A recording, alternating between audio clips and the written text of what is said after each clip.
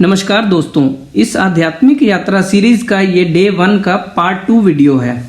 आप सभी से ये विशेष निवेदन है कि इस बहुत ही सरल परंतु बहुत ही गुह्य ज्ञान को समझने के लिए ये अत्यंत आवश्यक है कि अगर आपने इस श्रृंखला का प्रथम इंट्रोडक्शन वीडियो नहीं देखा है तो पहले उसे अवश्य देखें और इस श्रृंखला के बाकी सब वीडियोस को भी उनके नंबरवार क्रम में ही देखें ताकि आपको हर चीज आसानी से समझ आ सके। और दोस्तों, चैनल को सब्सक्राइब कर बेल आइकन को जरूर दबाएं ताकि हर नए वीडियो का नोटिफिकेशन आपको तुरंत मिल सके और इसे लाइक और शेयर भी अवश्य करें। तो चलिए दोस्तों, इस वीडियो द्वारा इस ज्ञान गंगा में डुबकी लगाकर स्वयं और संपूर्ण मानवता का भला करने वाले इस पथ पर अग्रसर होकर स्वयं और संपूर्ण मानवता का कल्याण करें। ओम शांति। आज आध्यात्मिकता का प्रथम सत्र, स्वयं की पहचान। आइए खुद का खुद से परिचय करें। श्रीमद् भगवद गीता के अंदर भगवान ने अर्जुन को सर्वश्रेष्ठ योग सिखाया,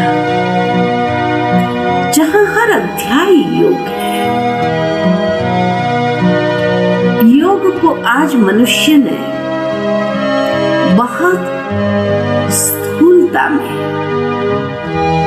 ले लिया है या बाह्य स्वरूप से उसको अपना लिया है, लेकिन वास्तव में योग का संबंध आंतरिक चेतना के साथ है। उस चेतना को जागृत करने के लिए स्वयं को जानना अति आवश्यक है।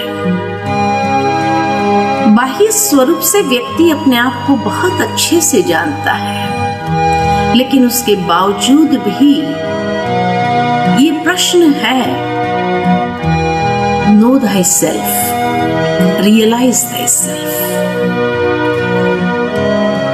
कि व्यक्ति की वास्तविकता क्या है। ये बाह्य परिचय मिलने से पहले भी हम थे, तो वो कौन सी शक्ति है? हर भारतवासी इतना तो जरूर जानते हैं कि शरीर को चलाने वाली एक चैतन्य शक्ति है जो अजर अमर अविनाशी है, शाश्वत है, जिसको किसी ने आत्मा कहा, सोल कहा, रूह कहा, शक्ति कहा। लेकिन उसके बावजूद भी जब ये कहा जाता है कि नो थाई सेल्फ, अपने आप को जानो, तो क्या जानना है? और सबसे बड़ी बात तो ये है कि उसको जान करके फायदा क्या, प्राप्ति क्या है? आत्मा चैतन्य शक्ति है, लेकिन उस चैतन्य शक्ति की अभिव्यक्ति इस संसार में शरीर के माध्यम से ही होती है। इसीलिए हमेशा हम दो शब्दों का प्रयोग करते हैं, मैं और मेरा। मेरा हाथ, मेरा सर, मेरे पैर, लेकिन ये मेरा कहने वाली मैं कौन? मैं वो चैतन्य शक्ति आत्मा। मनुष्य कभी ये नहीं कहेगा कि मैं सर दर्द कर रहा हूं। नहीं, मेरा सर दर्द कर रहा है, मेरे हाथ में तकलीफ है। मैं वो चैतन्य शक्ति। इस अंतर को जब हम समझ लेते हैं और उस वास्तविकता में अपने आप को स्थित करने लगते हैं, जिसको गीता में कहा आत्म भाव में स्थित हो जाए। हे अर्जुन, हर एक को भी आत्म रूप से देखो। लेकिन अगर मैं खुद आत्म भाव में स्थित होती हूँ, तभी तो मैं दूसरों को भी आत्म स्वरूप से देख सकती हूँ और ये महसूस करती हूँ कि ये भी एक आत्मा है। तो अनेक प्रकार के ऊंच नीच, काले गोरे का भाव जो है वो समाप्त हो जाता है, क्योंकि मेरी दृष्टि में परिवर्तन आ जाता कि ये भी एक आत्मा है। आत्मिक भाव को विकसित कर सकते हैं। वो आत्मा की वास्तविकता क्या है? जैसे ही ये अज्ञान दूर होता है कि जहां मनुष्य ने अपने आप को शरीर से आइडेंटिफाई करना आरंभ कर दिया, अपने आप को शरीर ही समझने लगा, तो अनेक प्रकार के भेदभाव को उत्पन्न कर दिया और तब हम एक दूसरे को सह नहीं पाते हैं, एक दूसरे के साथ अपने संस्कारों को मिला नहीं सकते हैं, चल नहीं पाते हैं और अनेक परेशानियों को जीवन के अंदर उत्पन्न कर लेते हैं। संबंधों में तनाव शुरू हो जाता है। लेकिन जब ये आत्मभाव जागृत होता है तो ये अज्ञान देह अभिमान का या अहंकार का निष्क्रिय होने लगता है और तब हमारा अहंकार किसी से टकराता नहीं, क्योंकि अहंकार ही तो अज्ञान है। किस बात का अज्ञान? अपनी वास्तविकता का अज्ञान। वो आत्मा का वास्तविक स्वरूप कैसा है? आत्मा अति सूक्ष्म दिव्य ज्योति बिंदु स्वरूप है। इसीलिए व्यक्ति जब शरीर छोड़ता है तो ज्योत जलाई जाती है। इसी यादगार में कि जो चैतन्य ज्योत थी वो चली गई। वो आत्मा इस शरीर में कहाँ निवास करती है?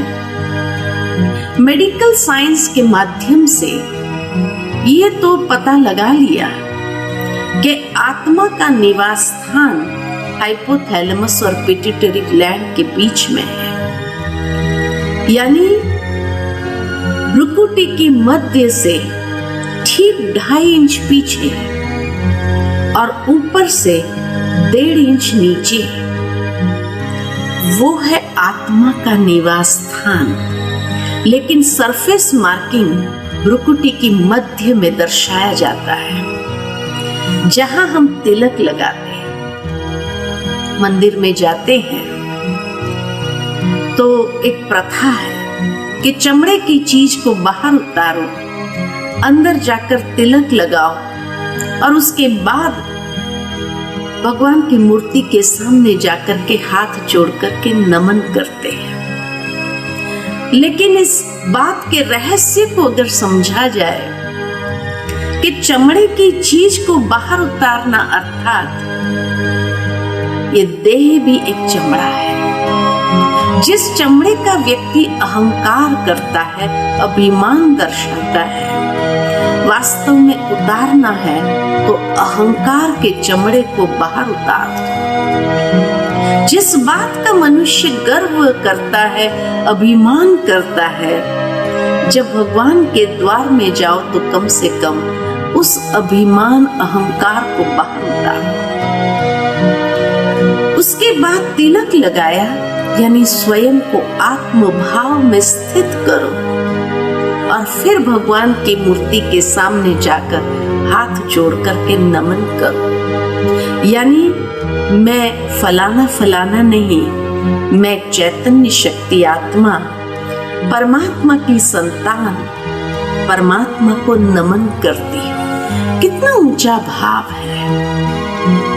लेकिन शायद ही इस भाव से कोई मंदिर में जाता होगा।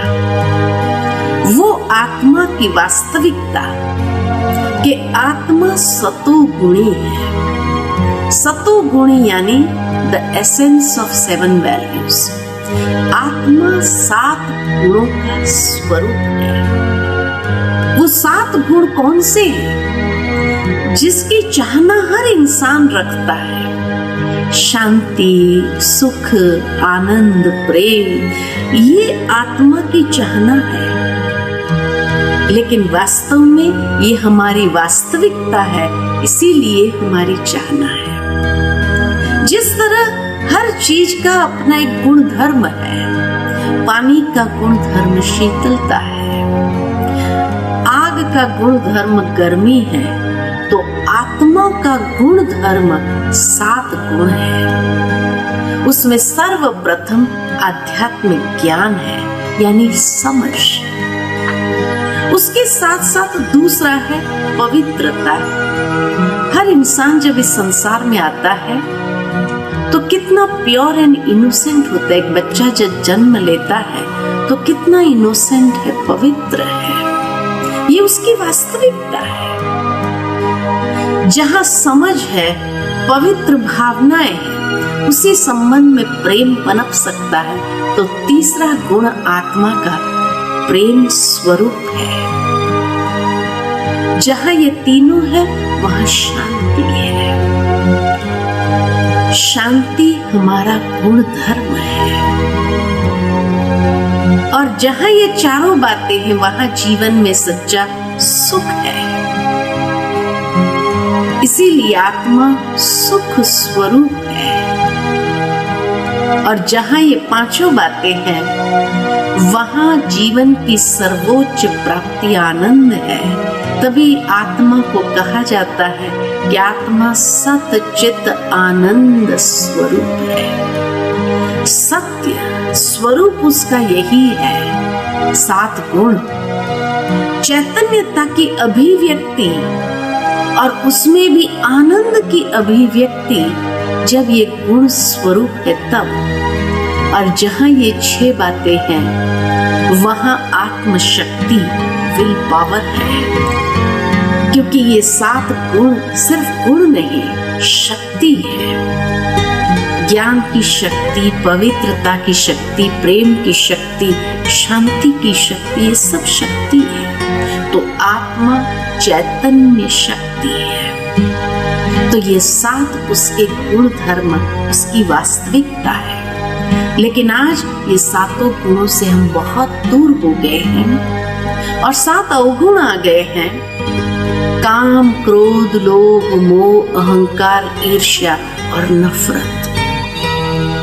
7 गुणों की जागृति के लिए आत्मा के पास 3 सूक्ष्म शक्ति है, जिसको कहा जाता है मन, बुद्धि और संस्कार। मन आत्मा की सोचने की शक्ति का नाम है। बुद्धि समझने की शक्ति का नाम है। इसलिए कहा जाता है सोच समझ के करना। एक है सोचना, दूसरा है समझना और तीसरा कर्म में आना, जो आत्मा के ऊपर अपना प्रभाव छोड़ देता है, जिसको कहा जाता है संस्कार। तो ये मन, बुद्धि और संस्कार आत्मा के साथ शरीर में प्रवेश करते हैं और आत्मा के साथ ही इस शरीर से विदा लेते हैं। जिस तरह शरीर 5 तत्वों का पुतला है और इसीलिए 5 तत्व की पूर्ति के लिए 5 इंद्रियां हैं, इसी तरह ये 7 गुणों की पूर्ति के लिए आत्मा के पास भी मन, बुद्धि और संस्कार, जो आत्मा के ये 7 गुणों की शक्ति को चार्ज करते हैं। तो मन विचार जितने अच्छे रखेंगे उतनी बैटरी चार्ज होंगे, जितने विचार बुरे होंगे उतनी आत्मा की शक्ति क्षीण होंगी। बुद्धि यथार्थ तभी समझ सकती है जब विचार अच्छे होते हैं और तब व्यक्ति के संस्कार भी श्रेष्ठ होते हैं। तो ये है आत्मा की वास्तविकता। ओम शांति।